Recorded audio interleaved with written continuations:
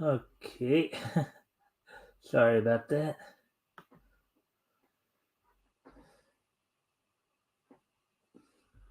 Sorry about that. Cut things a little close there. Sorry about that. I was so hung up on RJ's stream there. That I had a little trouble getting going here. But anyways, now I'm here. How's everybody doing tonight? Hope everybody had a good weekend. We had a pretty good discussion last night with our guests and stuff like that. Talked a few things there. I hope everybody had a good weekend. Just gonna wait a few minutes to give people a chance to come in here.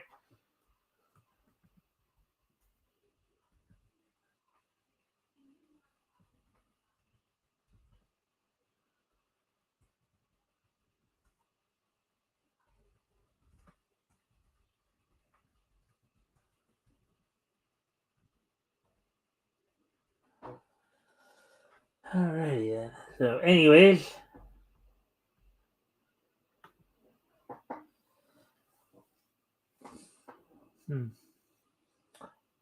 so as we wait, let's see. Popeye the Sailor Man, Popeye the Sailor Man. He's strong to the finish when he eats his spinach. Popeye's the Sailor Man.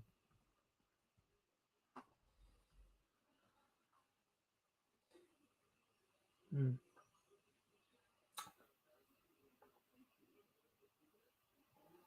Huh.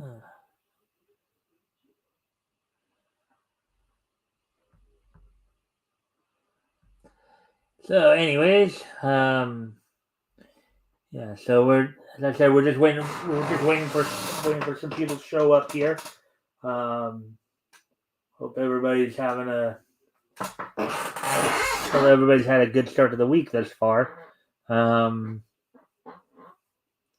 Let's see. Yeah, we did talk a little bit about what was going on with Mike Barron last night, him and the Kickstarter campaign. So if you missed that, you might want to go back and check that out.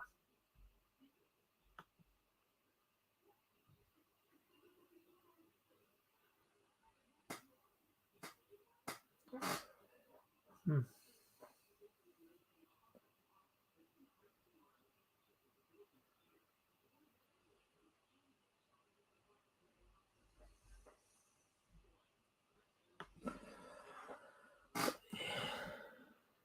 Little addresses, save for a rainy day.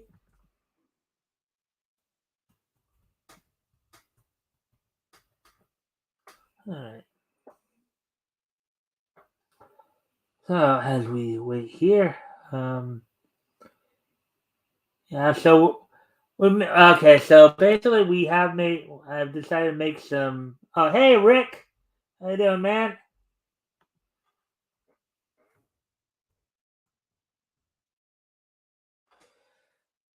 Welcome to the stream, man. All right. Well, let's see. Where are we at on time here? We're I guess we're like 3:45 about. So let's see. I'm good. That's good to see. All right. Well, we got at least one other person here. So tonight we're gonna focus on anime. Programming note, as I mentioned last night. Hey, Shadowhawk. Let's go through these a little bit here. All right. Actually, here. Well, just so you guys can get some time there. Yeah. So, all right. So let's talk. So tonight we're gonna focus. Now programming note. The newscast. Now we're gonna cut that back to about an hour and a half, so we can give the full 2 hours to the historical comic retrospect on Friday nights and the, of course, weekend edition on Sundays. But we're still gonna do an hour and a half's worth of news Monday through Thursday. So hope you guys will be ready for that. And of course, that will still include, of course, the wrestling roundup and the This Day in Each History segments as well. Tonight, we're gonna probably be focusing a little bit more on anime. As you guys know, I'm an each commentator overall. So tonight, we're gonna be focusing more on some anime stories, including let's see. Apparently, there's going to be a live action Tokyo Revengers coming out. Um, Crunchyroll announces its new licenses for 2023. And then I think there was um, another piece of anime news. Yeah, so there's a new live action My Hero Academia adaptation coming as well. And yeah, I know everybody's very critical of the live action animations because adaptations because they usually don't turn out as well. I mean, I think everybody remembers the more recent Cowboy Bebop fiasco. Um, so with that, why don't we go ahead and get started on the coverage here? And as always, guys, if you haven't already, if you guys can like and share the stream, see if we can get some more friendly people here. Also, anything here grabs your attention, feel free to comment or even ask questions, and I'll do my best to answer the questions as best I can. So with that all out of the way, let's get going here. So here we go.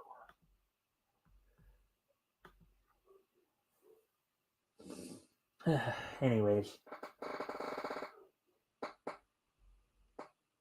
see, Shadowhawk, what did you just say here? The live action tend to be subpar, yeah. And I think particularly when some of the more recent ones within the last year or so, some of it has to do with the fact that they're trying to push they're trying to alter the material and push their own agendas instead of staying true to the material. That's been part of them. But anyways, let's go ahead and take a look at the first article here. So this one's about Tokyo Revengers. So let's see what we got here. All right, so Tokyo Manji Gang reunites in first teaser trailer for Tokyo Revengers Bloody Halloween live action sequel. Article by Nerdigans, published this past Friday the 9th. Okay, excuse me for one quick moment, guys. I'm just going to take care of something real quick here. But I will be right back. And when I come back, I'll highlight your comment. Give me a second.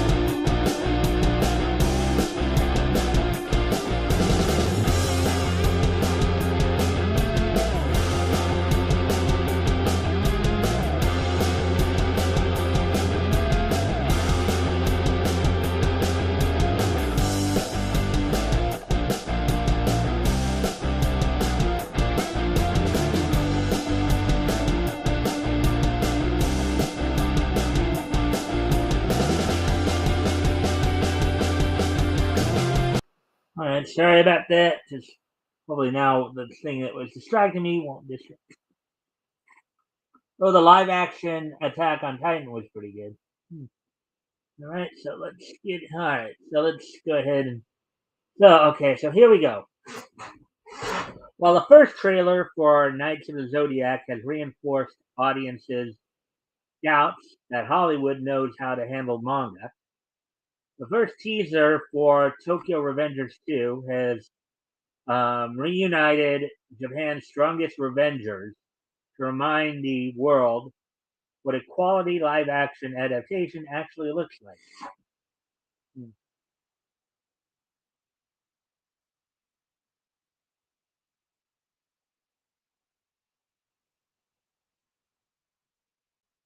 In the dark abyss, known as live action adaptations, interesting, of beloved anime and manga series, there are the hidden gems like Tokyo Revengers. Based on Ken Wakui's best selling manga, the soon to be pair of films follows the story of Takamichi Hangaki, who I guess is being portrayed by Takumi Kitamura, who is portraying Yusuke Urameshi in Netflix's upcoming Yu Yu Hakusho. Um, a young man who, after both learning that his high school girlfriend, Hinata Tachibana, had been killed, and that he possesses the ability to leap back into his past self, sets out to right the wrongs of his delinquent adolescence and prevent Hinata's death.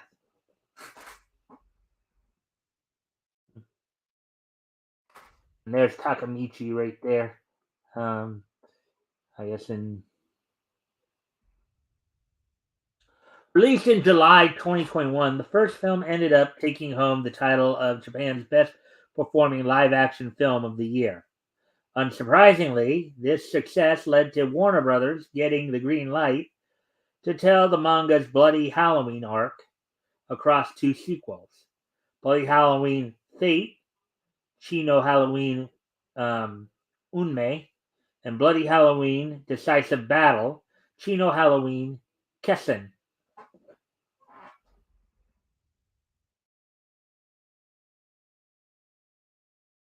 Making its debut on November 29th, the debut teaser for the first film, Fate, kicked things off by reintroducing the world to the series' most formidable combatant. First up was the aforementioned Takamichi, shown attending uh, Toman's third division captain nomination ceremony and awaiting Mikey's announcement of his new third division captain.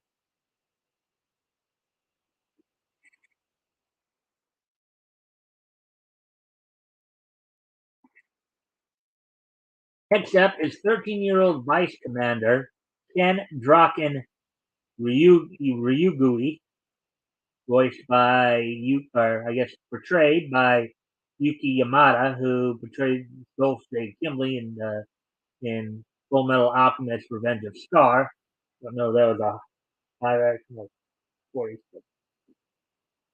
Appearing in a flashback to the early days of the Tokyo Manji game.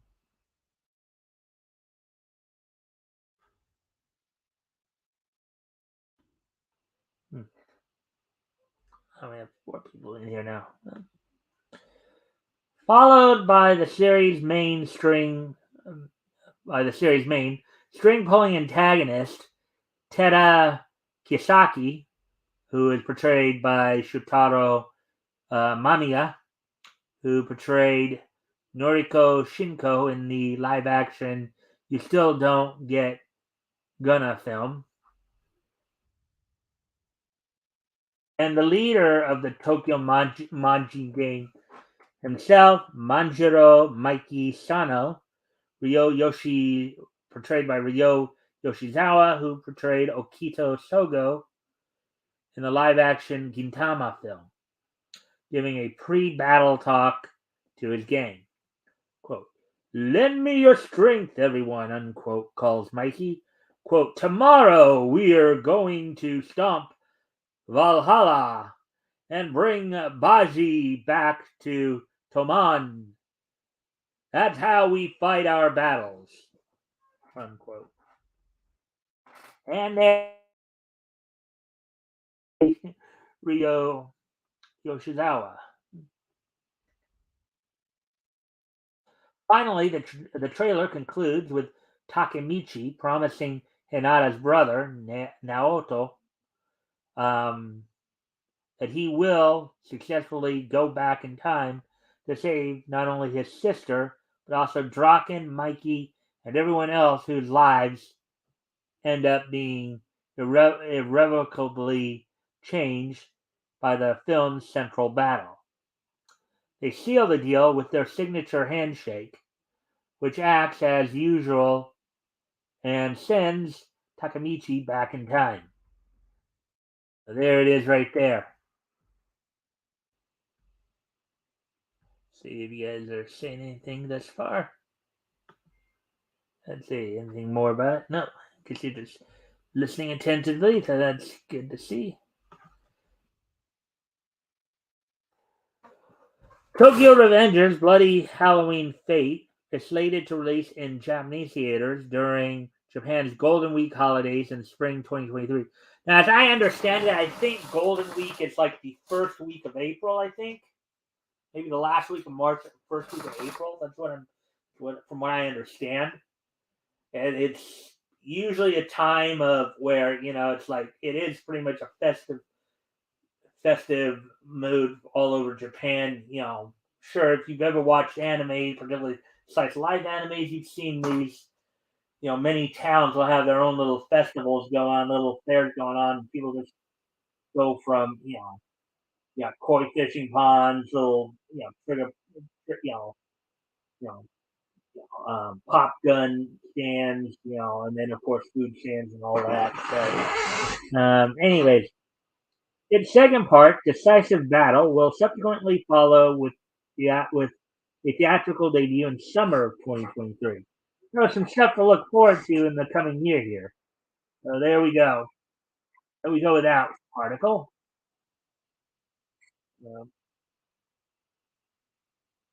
Now getting ready to move on to the next article after that.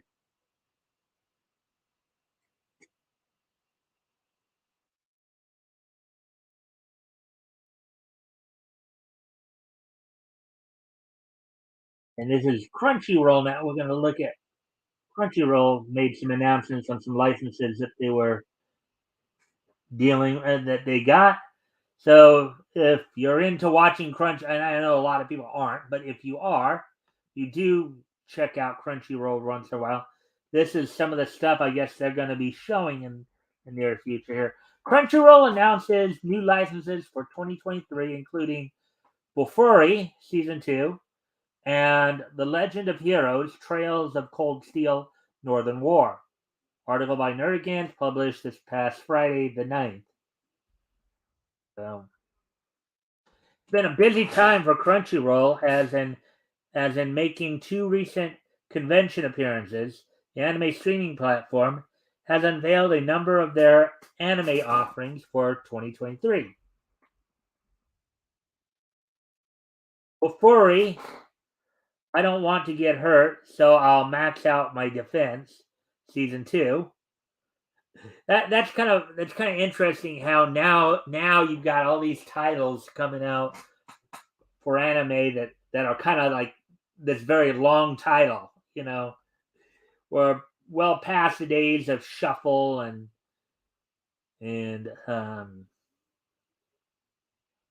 well past the days of Shuffle and Bleach and Naruto. Now we got these long titles.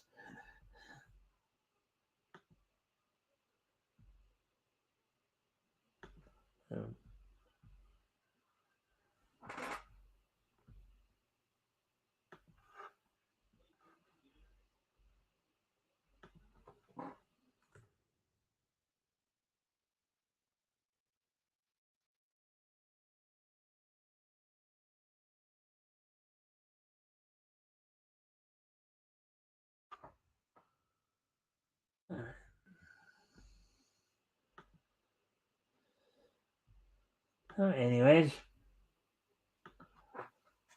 kicking things off on December 1st at the 2022 CCXP as Novedades da Plataforma panel in Sao Paulo. One of the most anticipated of their reveals was the official release date for the next season of Bofuri.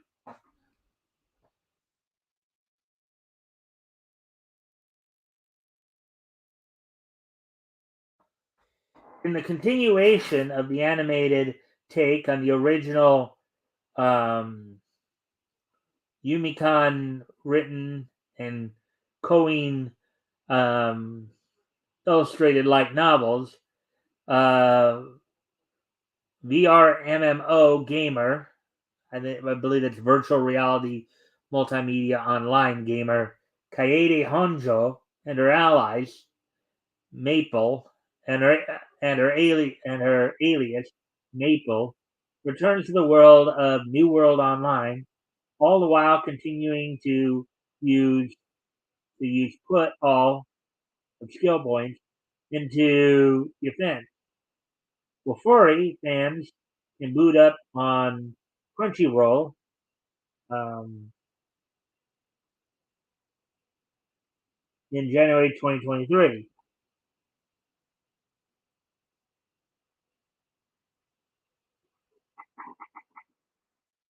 All right, so let's see.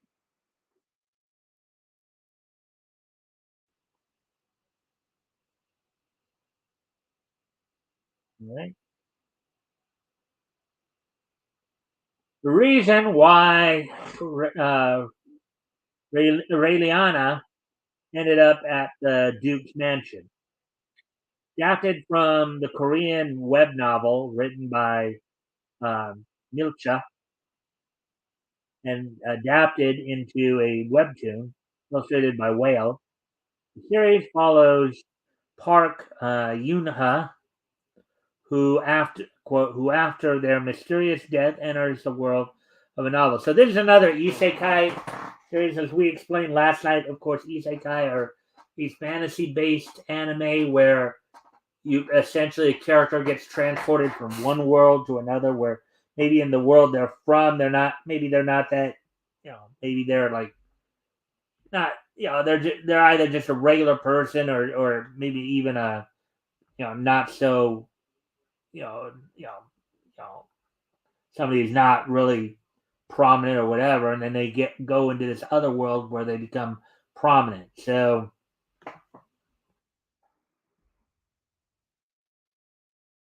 uh, quote, she had revived as a minor character, Rayalina McMillan, who is to be poisoned poisoned to death by her own betrothed, unquote, continues an official synopsis. Quote, in order to break up with her dangerous fiance, she offers a surreptitious deal to the male protagonist of the novel, Noah Winnight, um, but winds up romantically with other men that are not part of the plan. Oh, this sounds a little bit like my life as a villain. Like some of the similar twists and turns like that one. Quote Noah Winnight, um, inescapable suspicious charm, honest Justin, Shamal, who loves only one person, or Adam Taylor, for whom you have a soft spot for no reason whenever you see him, unquote, teases Crunchyroll. Quote, will Rayalina successfully get out of this crisis and create a new ending for herself? Who will be the one that will join Rayalina in her new ending? A Galaxy Next Door is another feature shown on. Um, and as I said before, if you guys have any comments or questions, feel free to post them. With a question, if I can answer it, I'll do my best to do so. Galaxy Next Door. This almost looks like they're setting this up to be more like a movie. Produced by Asahi Production and adapted from the manga written and illustrated by Guido Amagakari, uh, follows the struggles of shoujo mangaka Kuga Ichiro, who, in the wake of his father's death, quote, has struggled to support his two younger siblings on nothing but a small inheritance and his passion for drawing manga. unquote. All right, so maybe this is a series. Right. Um, quote, but it's becoming harder to keep up with his growing responsibilities and deadlines, especially after his last two assistants quit to follow their dreams, unquote, details Crunchyroll. Quote, just as he's nearing his breaking point, the beautiful and scarily competent Shiori Yoshiki applies to become his new assistant, unquote. There she is right there. I guess that's Shiori right there.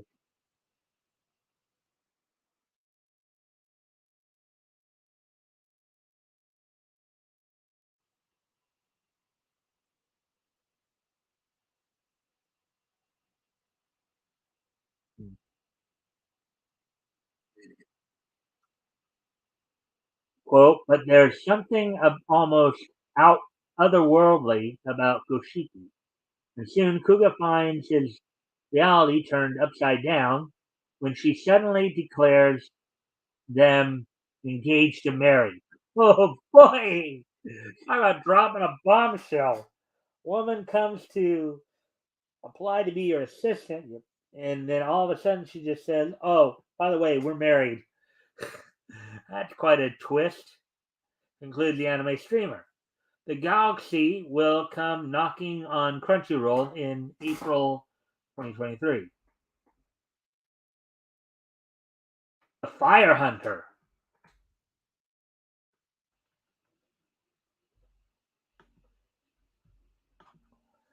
Produced by Signal MD and adapted from the light novel Hikari no O, written by Rieko Hinata and illustrated by Akihiro Yamada.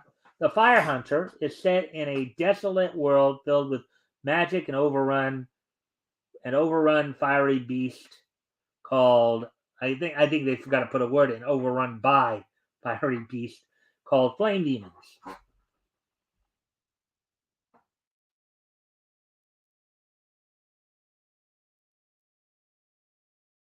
Only ones left who can protect humanity from the flame beast are the fire hunters. One night in the dark woods, a fire hunter named Koshi, who is voiced by Shoya Ishige, has a fateful encounter upon which the younger villager, I think it should be which, not with, either that or encounter with, or upon should be gone altogether. Fateful encounter with the young villager. Yeah, upon shouldn't be there. Young villager Toko, who is voiced by Misaki Kuno, and after rescuing her from a group of flame demons, sets out with her on a world-changing adventure. The hunt begins on Crunchyroll in January 2023, so next month, basically. My Clueless First Friend. Rounding out Crunchyroll CCXP was My Clueless Friend, which follows the slightly weird and airheaded transfer student Taiyo Takada, who is voiced by Ishizami Suzuka, who voices the role of Kei Arito in Fudo Pai. As he befriends the introverted and slightly pessimistic Grim Reaper, Akane Nishimura, who is voiced by Kohara Konami, who portrays Chika Fujiwara in Kaguya-sama Love is War.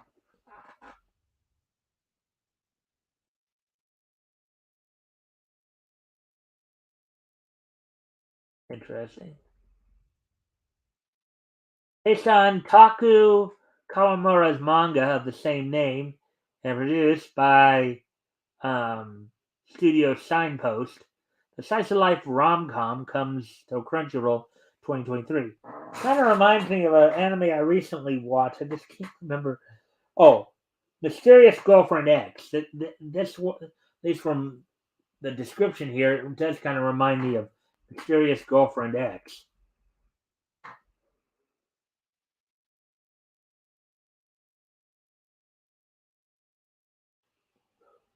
Okay,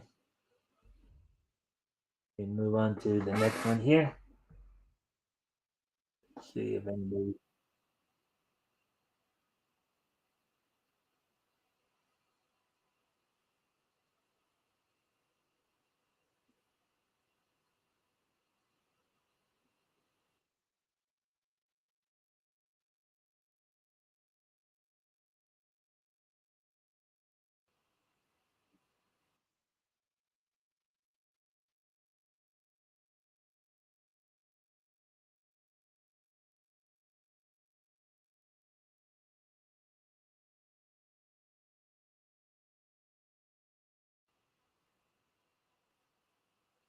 Let's continue on here. Campfire cooking in another world with my absurd skills. I think I did hear a little bit about this one too. Another one of those long named animes that they've been coming out lately for the past couple of years or so.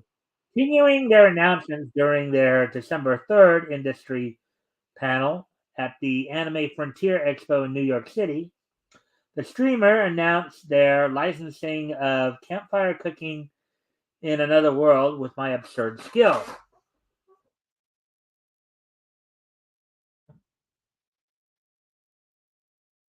An adaptation of Rain Higuchi and Masa's eponymous novel, this isekai follows Mukoda, an ordinary office worker who finds himself reborn in a fantasy world with nothing more to his name than a seemingly useless skill called online grocery.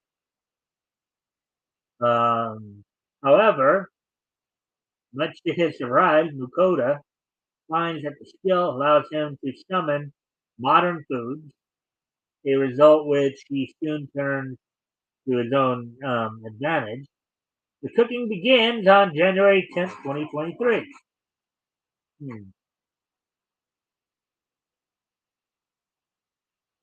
believe that's going to be a Tuesday.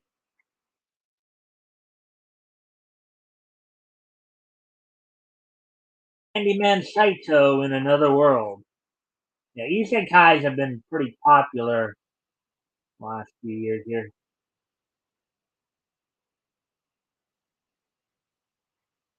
On being isekai to another world, oh, now they're turning a noun into a verb. Yeah. Everyday repairman Saito sets out to use skills to help his unique new friends conquer dungeons. Hmm.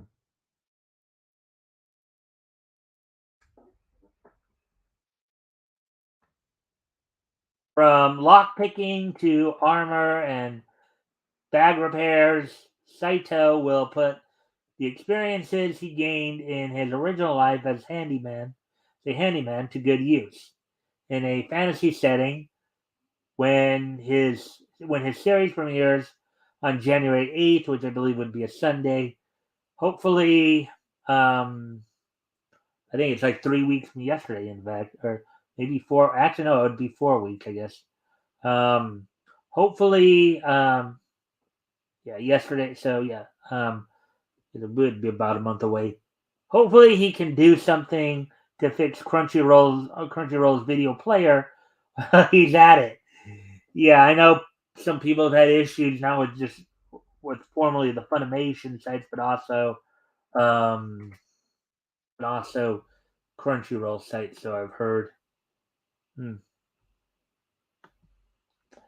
Malevolent Spirits Monogatari. I believe Monogatari is a Japanese word for like story or folk tale or something like that. Fairy tale. Um, here you go. After they took away his loved family, the Sanome clan, Kunato Hiyoma was left with a deep hatred of the world's resident possession happy spirits, the Sukumogami. The Sukumogami. Now, Suku, I know, is I believe Suku is the word for, or Suki is the word for moon. I believe in the Japanese word for moon.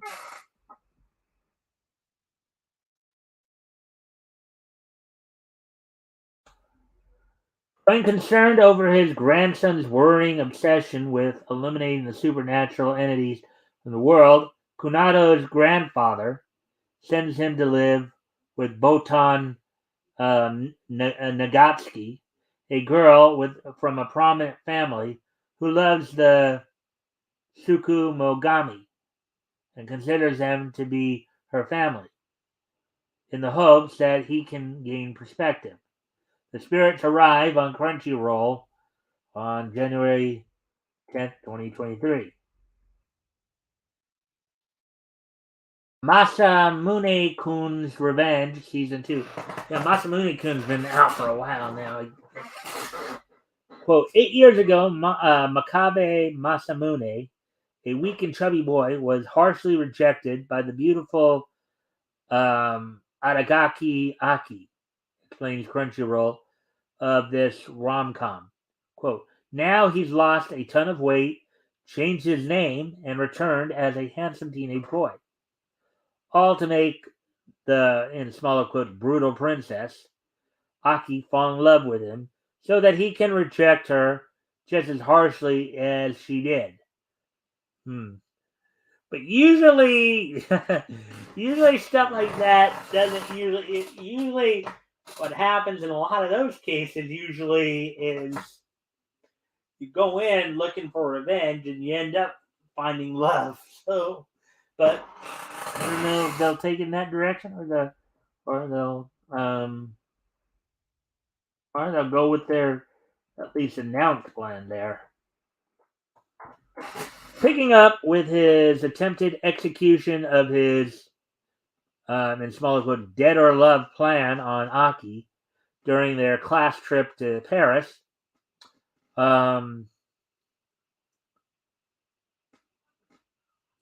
Masamune continues his quest for revenge in spring 2023.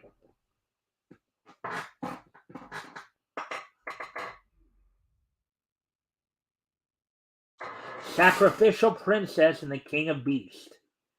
In order to maintain his established dominance over the human race, the King of Beasts in Demons receives a regular stream of female human sacrifices.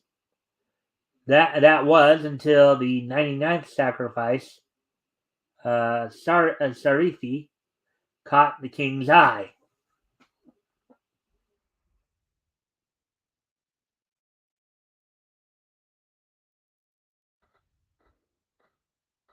Picked by the king to become his consort, despite being human, Sarifi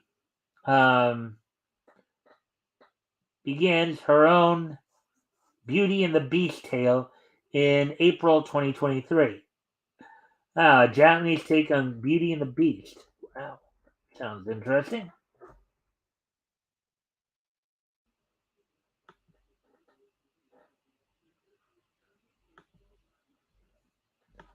The Legend of Heroes: Trails of Cold Steel, Northern War, based on Nihon Falcom's Trails games. Northern War bridges the gap between the series' second and third entries and tells the story of the titular character.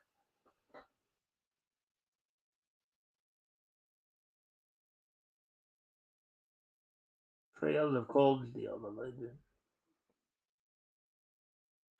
Specifically, the series follows Lavi, who, in wishing to distinguish herself from her infamous hero-turned-traitor of a grandfather, enlists in the Northern Jaegers of North Ambria. One day, she gets a chance to just that, to get the chance at just that. I think not to just that. At just that. When she receives order to assemble a platoon for a stealth recon mission into enemy territory. Okay, there were a couple typos right there. Didn't make much sense in the way they put that together. Anyways, continuing on. Her objective: gather information on the enemy's mysterious new advantage, the quote unquote Imperial hero. The Northern Jaegers arrive on Crunchyroll on January 6th, 2023, which we know is a Friday.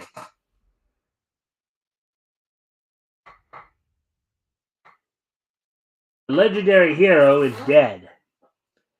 As the incomplete heel on Hell's Gate begins to weaken, the legions of the underworld are slowly resuming their invasion of the human world.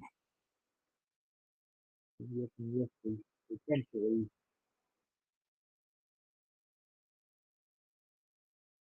concerned about the safety of his village, the perverted farmer Polka Scott digs a number of pitfalls around the land in order to deter the demons. Unfortunately, their first victim is the hero Shion, who falls into one and dies. Oh boy. Finding herself unable to revive Shion, his partner, necromancer Henry Ainsworth, decides that the least she can do is salvage his quest to reseal the Hell's Gate. To do so, Henry forces Polka's soul into Shion's body, turning him into the world's new hero. Um, with this new responsibility on his shoulders, Polka, Henry, and the former childhood friend Eunice, um, Eunice, um, team up to form the world's most dysfunctional hero party and set out to save humanity. The Dysfunctional Hero Party arrives on Crunchyroll in April 2023. The spring release there. So they're all the licenses that Crunchyroll picked up for the upcoming, or at least the first part of the year. Like, I think could be up to the first half of the year. One of the properties that could possibly come out in summer. So there we go with that one.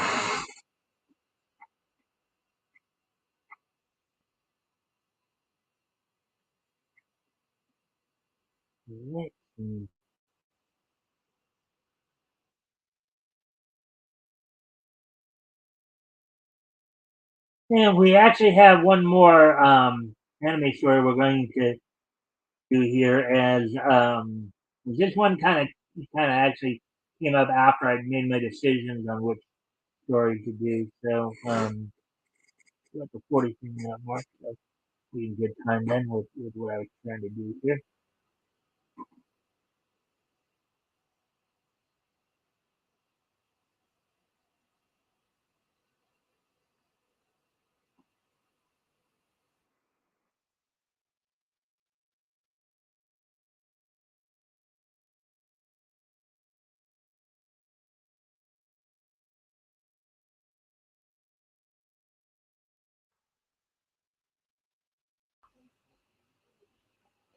Hmm.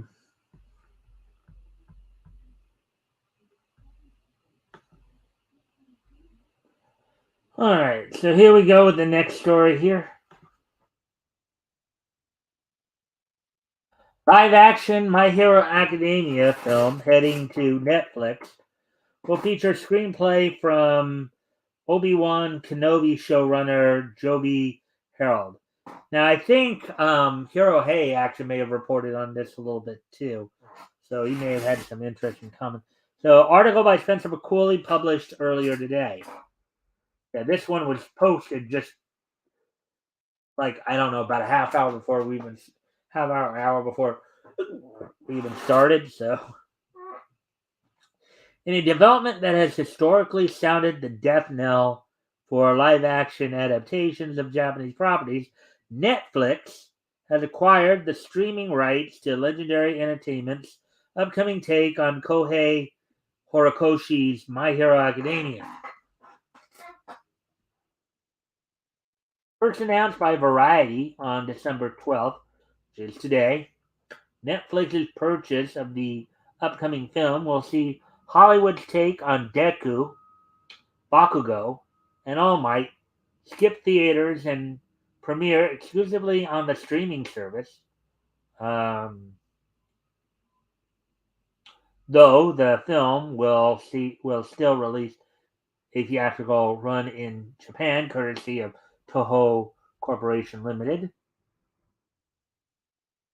Alongside this distribution update, it was also revealed that the film's screenplay will be penned by writer Joby Harold, who most recently rewrote Kathleen Kennedy's initial Obi-Wan Kenobi scripts and served as the Disney Plus series showrunner.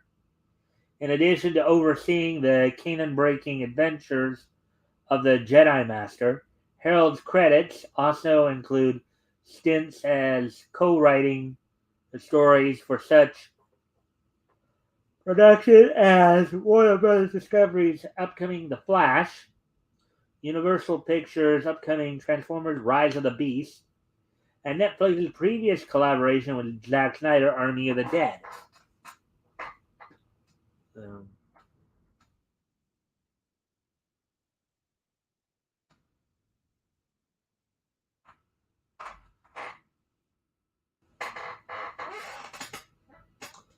Notably, Harold planned work on the My Hero Academia film um,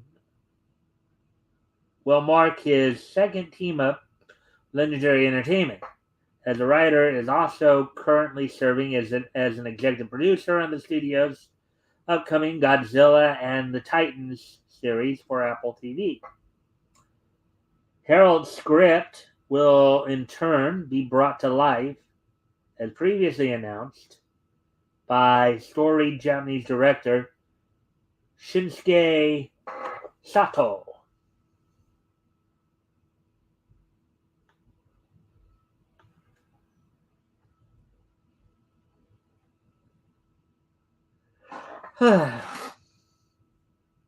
Best known for having directed a myriad of live action manga adaptations for Japanese audiences, including I Am a Hero, Inuyashiki, Kingdom, Gantz, and Death Note.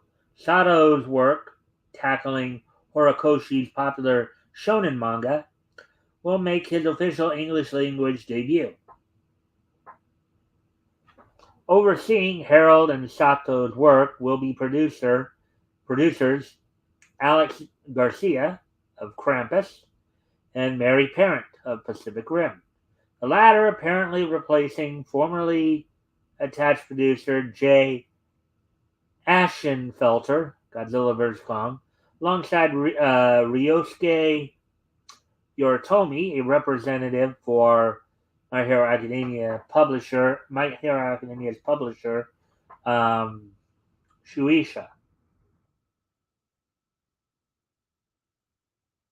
As of writing, neither the potential release date nor any casting details have been revealed by Legendary Entertainment. And that's it for that one. Let's see where we're at on time here. We're at well, we're 49 minutes, so I think I will head over to CDR and maybe see if there's any interesting comic stories. Look at comic stories and or TV stories to look at over there. Television animation stories over there. So here we go.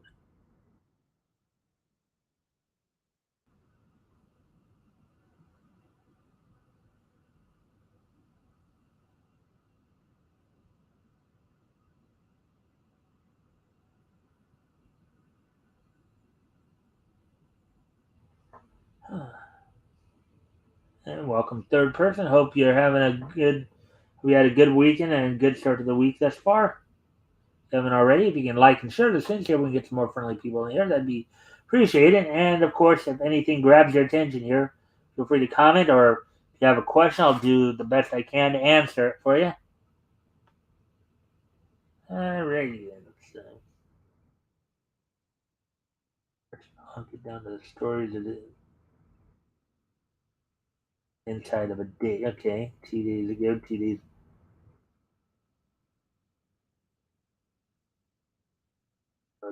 1 day ago, and then to X and Y Magic handed control of Limbo over to. Alright, that's a.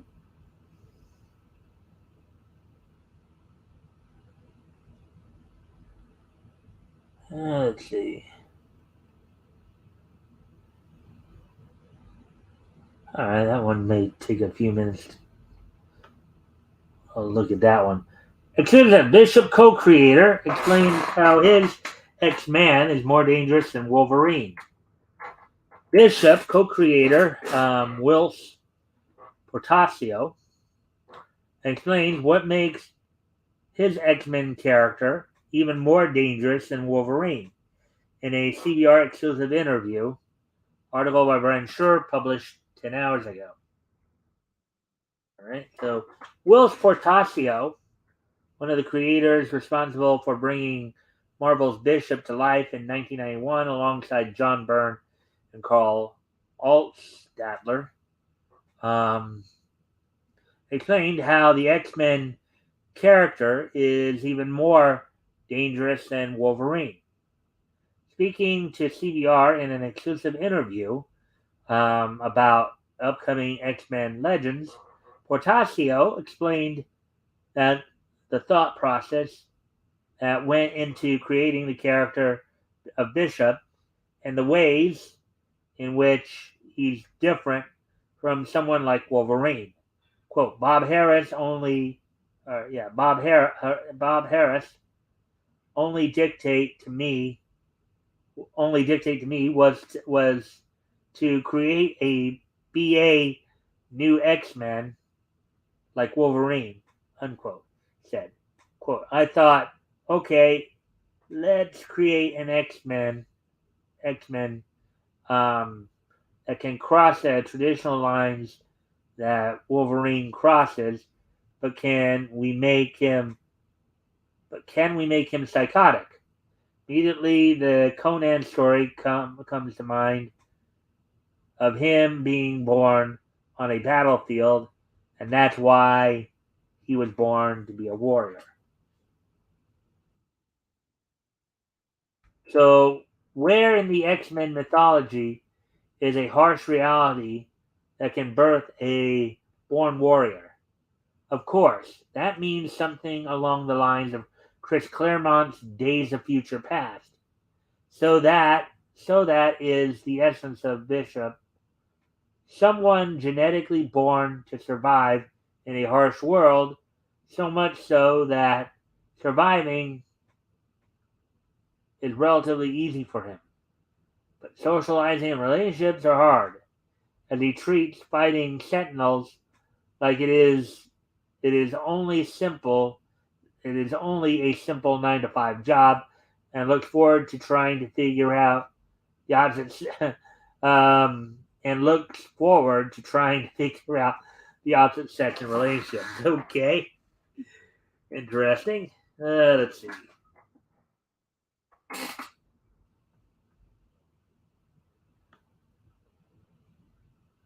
All right. Whilce Portacio returns to Bishop. Marvel announced in October that Portacio will return to work on a new Bishop story in X-Men Legends number 5 and 6.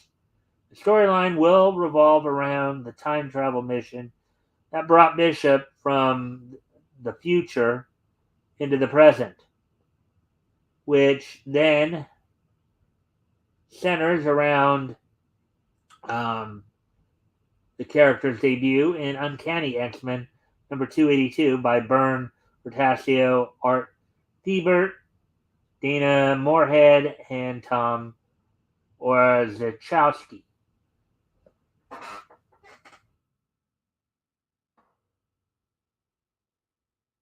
The synopsis for X-Men Legends number 5 reads, quote, "Two shall fall. The future is now." Legendary Whilce Portacio returns to his iconic co-creation in an all-new tale that finally reveals the genesis of Bishop's time travel mission that pulled him from the future into the X-Men's present. Bishop, Malcolm, and Randall, who make up the elite Omega Squad, have discovered a dark truth about the XSE. After a mission goes sideways, how far will they be willing to go to make things right? To the past and beyond, Bishop will make the most shocking decision in X-Men Legends history that will redefine what you thought you knew about mutant kind's future, and the reason behind Bishop's collision with the X-Men. X-Men Legends number 5, co-written by Portacio and Brian Haviland, features art and cover art by Portacio. The issue releases January 4th, 2023. So, a few weeks away.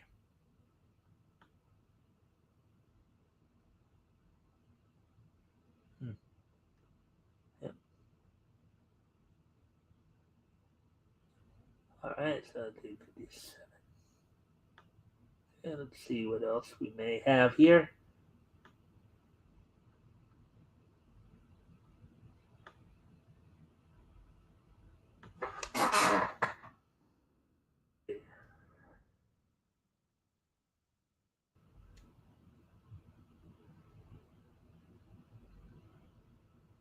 Let's see this.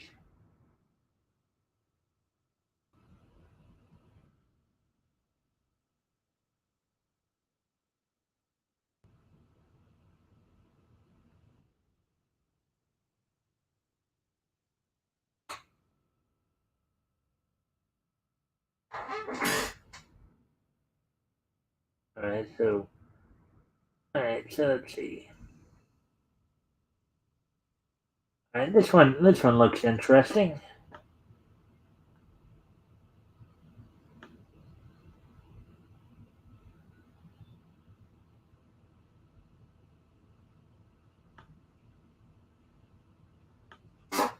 Revealing X-Men fan art puts Havoc in battle damaged Goblin Queen costume. Kind of interesting. Havoc, who is we're thinking of the same Havoc here. Havoc is is Alex Summers, Scott Summers' younger brother. So there's a guy and a woman. Oh boy. Let's see what this one is. Awesome Marvel Comics fan art created by J.P. Pinto. Sees X-Men's Alex Summers Havoc donning the impressive battle-damaged Goblin Queen costume. By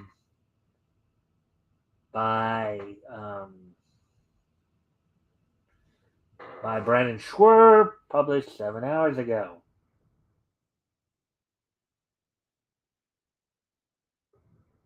Incredible X-Men fan art created by J.P. Pinto sees Havoc Alex Summers wearing a revealing Goblin Queen costume. Pinto shared the fan art onto their Instagram account. Pretty cool, huh?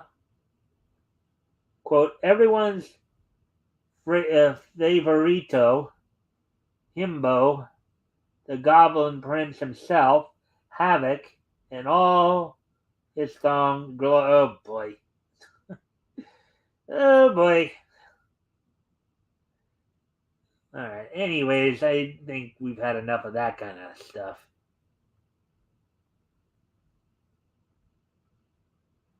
All right. We don't need to read any more of that. We know where that one's going, I believe. And I believe probably a lot of people on here anyway would probably not be too think too kindly of that. So, anyways, all right. As I said, we're gonna try to cut the newscast down to an hour and a half here. So, what we're gonna do right now, of course, we're gonna move on from articles to the wrestling roundup here. Here at the top of the hour here. As we do have some news coming out of like WWE, WWE, AEW, and of course we do have the Ring of Honor results too from this past weekend, and there were a number of changes to come out of that past weekend, of course. Now, Grant, I had a feeling that there were going to be like 5 of the 6 titles going to change hands. I was correct on 3 of them, or I was correct on four of them, but so the results, of course. So Claudio became the new Claudio Castagnoli, of course, defeated Chris Jericho to become the new and starting his second reign as Ring of Honor um, World Heavyweight Champion. Let's see. We also saw that Wheeler Yuta gained back the pure title from Daniel Garcia. Athena defeated Mercedes Martinez. Athena defeated Mercedes Martinez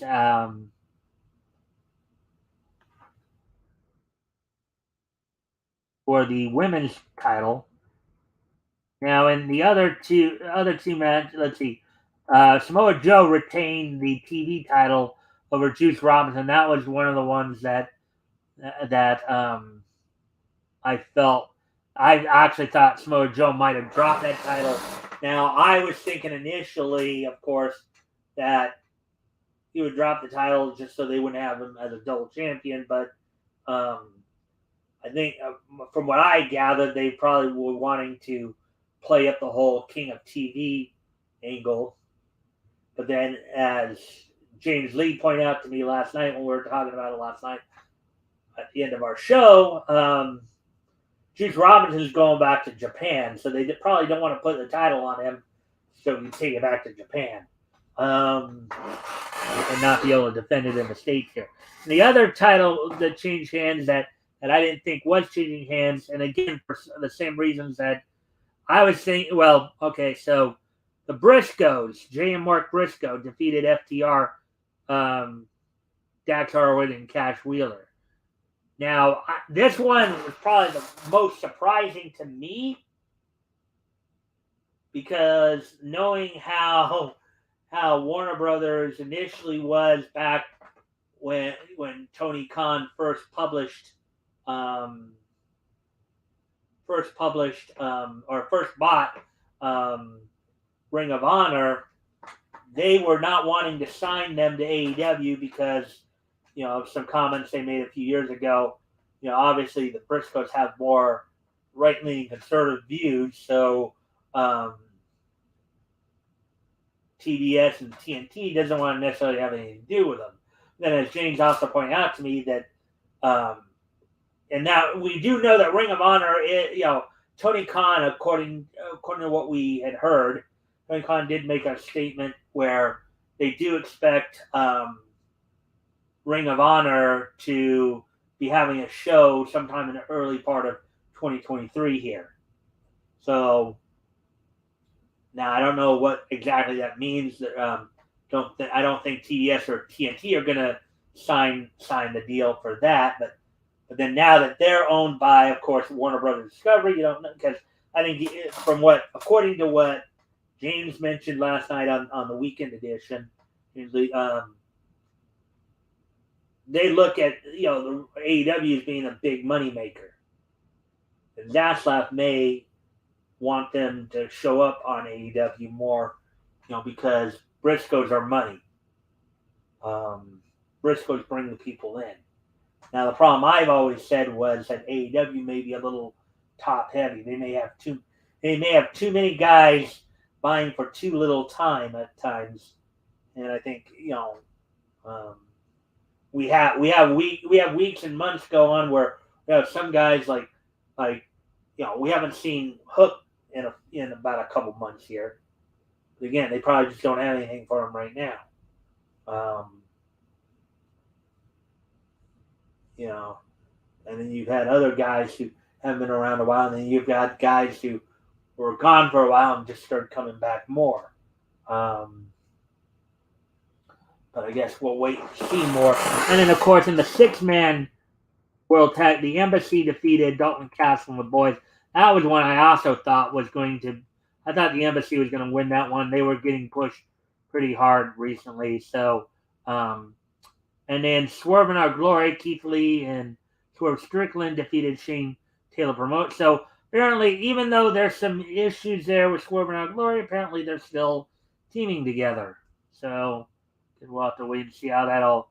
And then the opening match of the night, AR Fox and Blake Christian defeated the La Facción in Ingo Bernable team of Dralistico and Roosh with James the Assistant and Preston Vance in their corner.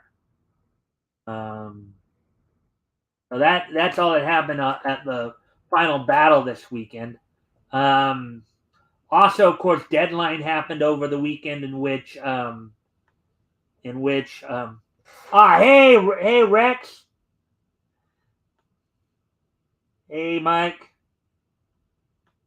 hey, thanks for popping in. Cross, hey Rick, hey Rex, you haven't already, if you can, and I see you have actually already, so thank you for that. Thank you for liking and sharing the stream. Hope you're enjoying the content. We are kind of winding down now because I decided to make the newscast a little shorter, on only an hour and a half instead of the full 2 hours here. But right now on the wrestling roundup, to what's going on in wrestling right now, I just went over the just went over the results from Final Battle that happened on Saturday.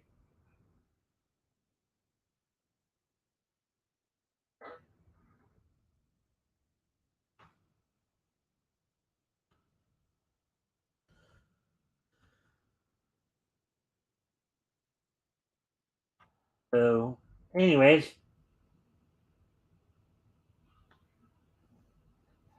as we're so now WWE's NXT also had a pay-per-view over the weekend Deadline.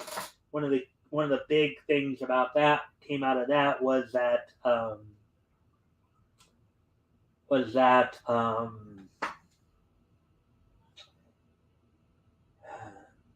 New Day, the tag team of New Day of Kofi Kingston and Xavier Woods defeated the NXT Tag Team Champions. I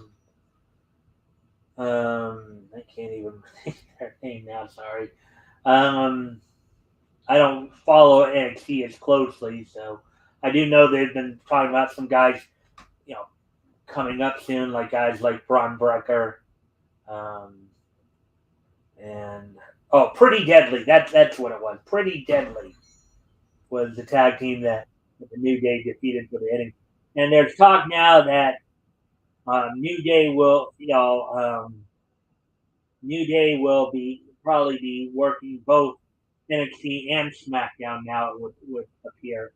That's one of the big talks about that. Also, let's see. Oh, and with that, of course, tag team title match. Apparently, Kofi Kingston has now broken the record for single individual who held the most number of who's had the most number of tag team title rings. I think it's 16 now. 16-time tag team, WWE tag team champions some form or another. So congratulations on him on that.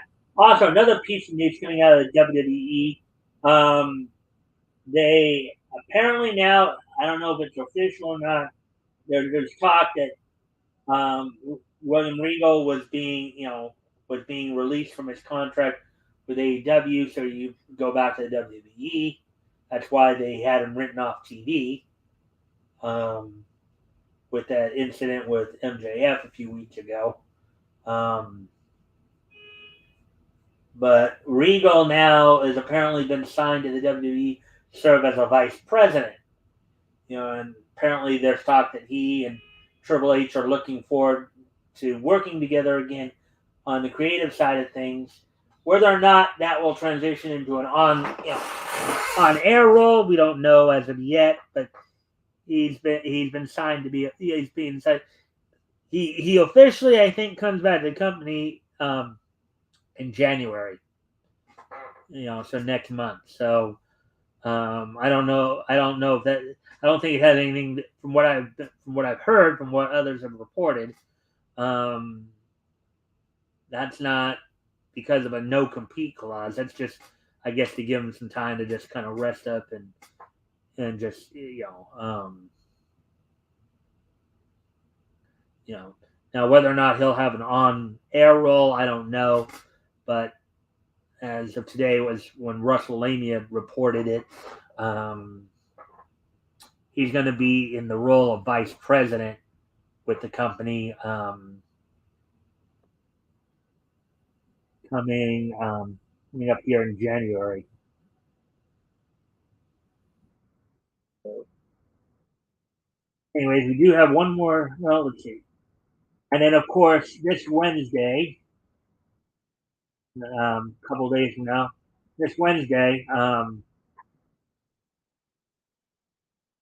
AEW will be having its Winter is Coming event, Winter is Coming show for Dynamite this Wednesday.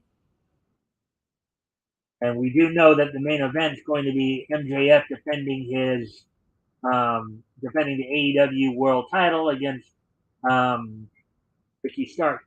Now, what some people are calling for is for AEW to start building some of their younger stars up as babyface. There was some talk that they were going to maybe try to make MJF a face.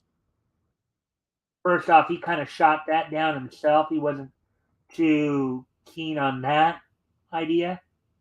But also, as it would seem, it was suggesting that maybe they should start trying to build some of the other guys up as faces like Ricky Starks. In match 4, their best of 7 series for the 6-man or the trios title, the champions Death Triangle, Pac, Penta El Zero Miedo, and Medio and Ray Phoenix take on the Elite of Kenny Omega and the Young Bucks of Matt and Nick Jackson. Right now, of course, Death Triangle is up to two matches to 1. So this is match 4. They took a week off for the Dynamite Diamond Ring Battle Royal. Now that series is going to be getting back into it. And Ruby Soho made her return 2 weeks ago on Dynamite. Now will be seeking revenge against Ty Mello, who took her out of action by breaking her nose in a match.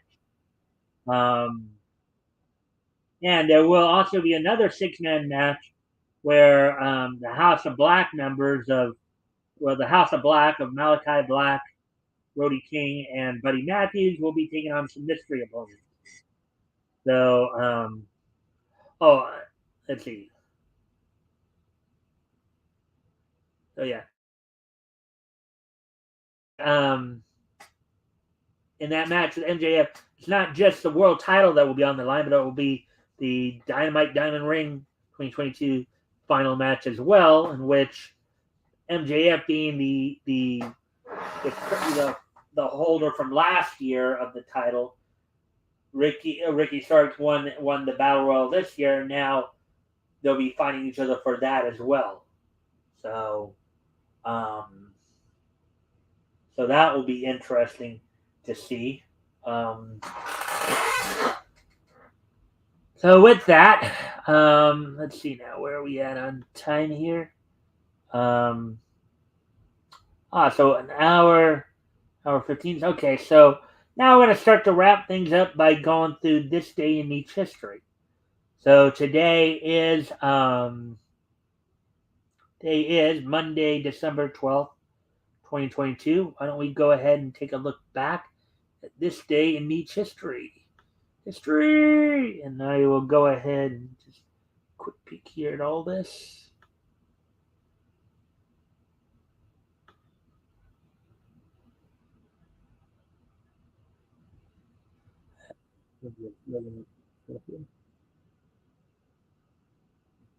All right. So first off, in this day in Egypt, we're going to head back 80 years ago today. As on this date, 80 years ago today, Kids Comics #1 went on sale on this date back in 1942.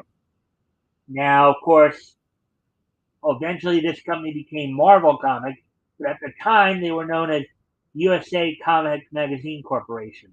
So on this date back in 1942, Kids Comics #1 from USA Comic Magazine Corporation, which would later become known as Marvel, went on sale. It was apparently it was a superhero anthology series, but no specific features in here. But had the origin of Captain Wonder in here, Lickshaw and the Webster Ranch. You had, let's see, one, two, three, four, five, six, seven. The flying. So you had seven. Introducing Subby, the flying fish. I wonder if that had anything to do with.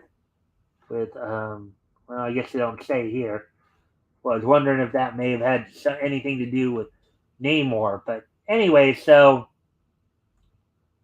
Kid Comics #1 went on sale on this date back in 1942, 80 years ago today. So moving on to the next piece in each history, we head back 30 years ago today.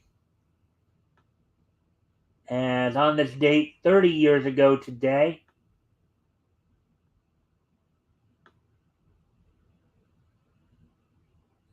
30 years ago today, um, from Morristown, Tennessee, um, Tracy Summers becomes the first Smoky Mountain Wrestling Beat the Champ television champion by defeating Jimmy Golden, Tony Anthony, and Killer Kyle in a four-way elimination tournament final.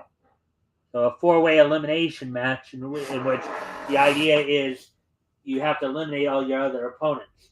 Now, of course, Tracy Smothers, some of you might remember him when he was, Tracy Summers was a pretty solid mainstay of the Southeast territories, and he, of course, in the early '90s, he would also, like 90-91, I think he would team with Steve Armstrong as originally it was the Southern Boys, and they changed him to the Young Pistols.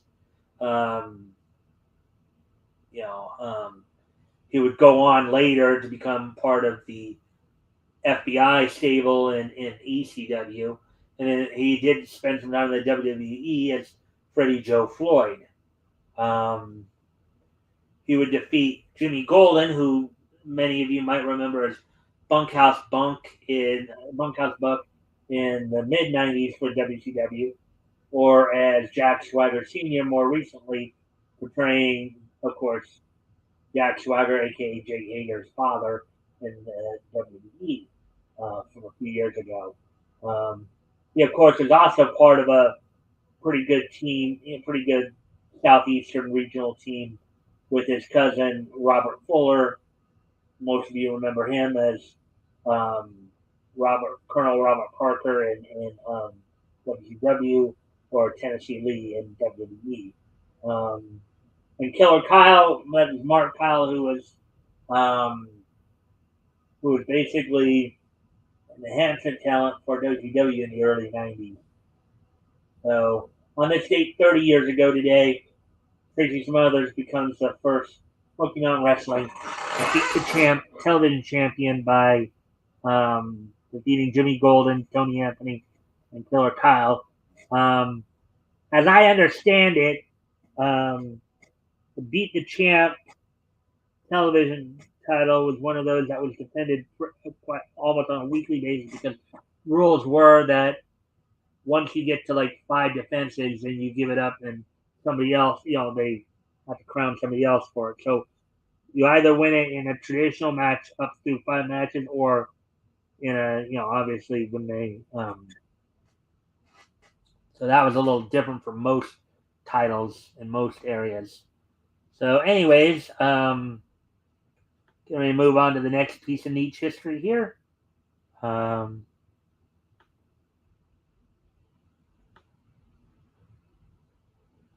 as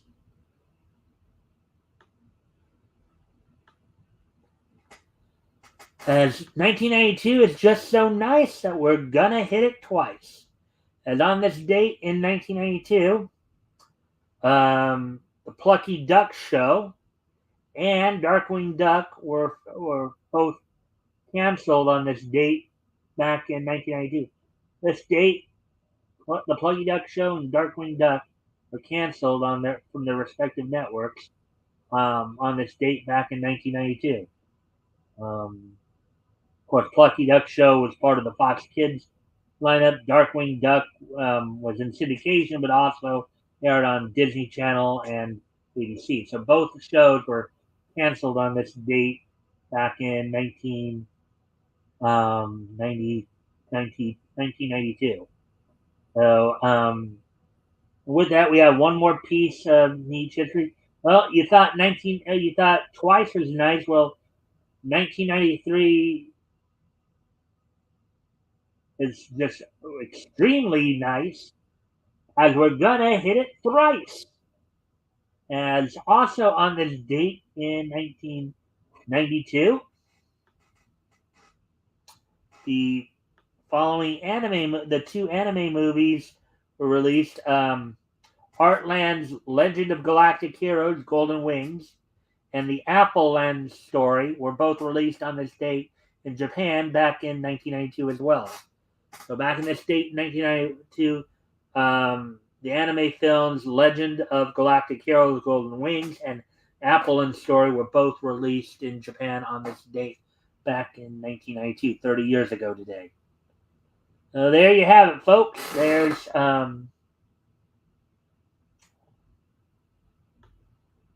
you have it. That's what we have. That's what we have for you in Niche News. Now, don't forget this Friday, of course. This Friday, Tim Olson will be my co-host as we continue our look back to July of 1939. Look back to July of 1939, where we'll be looking at comics going on sale from Centaur Comics, focusing in, probably talking about a new hero in Speed Centaur, as well as, of course, Phantom the Fair and Masked Marvel, I believe. So Tim Olson will be joining me for that. Hope you'll all be there too to get some of that as we read some of that comic.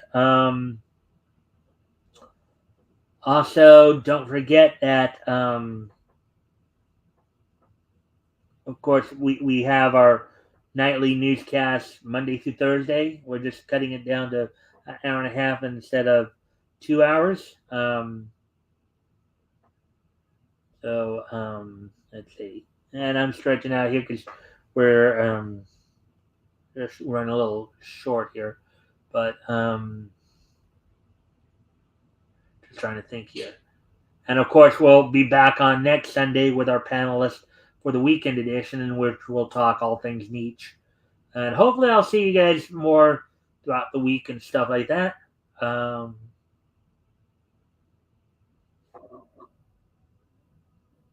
And with that, is there anything else? Oh, don't forget, of course, I said Dynamite on Wednesday. Um, don't think there's any more pay per views this month. I know that Impact Wrestling's next pay per view will be Hard to Kill in early January. Of course, WWE's already picking up speed for Royal Rumble for next month. Um, hey Rick, yeah, later Rick. Thanks for popping in.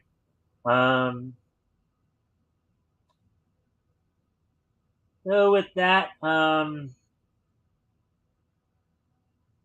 guess we're close enough. So I guess I'll see y'all later. Try to have a little bit more for tomorrow night. So, anyways, talk to y'all. See y'all tomorrow. Bye.